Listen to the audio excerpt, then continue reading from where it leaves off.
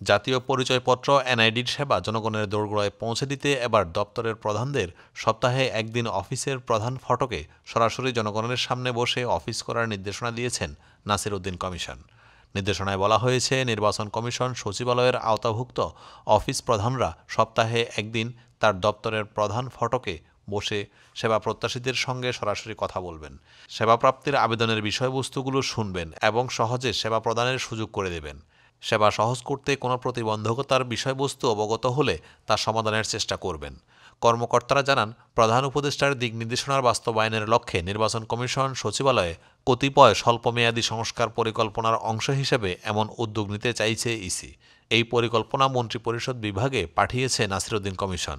সেই সঙ্গে মন্ত্রিপরিষদ বিভাগে পাঠানো সময়াবদ্ধ সংস্থার পরিকল্পনার বিষয়ে আগামী 20 জানুয়ারির মধ্যে বাস্তবায়ন বা অগ্রগতি প্রতিবেদন সংস্থাপন অধিশাখায় পৌঁছানো নিশ্চিত করার জন্য সংস্কার পরিকল্পনা বা কার্যক্রম বাস্তবায়নকারীর সংশ্লিষ্ট কর্মকর্তাদের নির্দেশনা দিয়েছেন ইসির উপসচিব মোহাম্মদ শাহ আলম।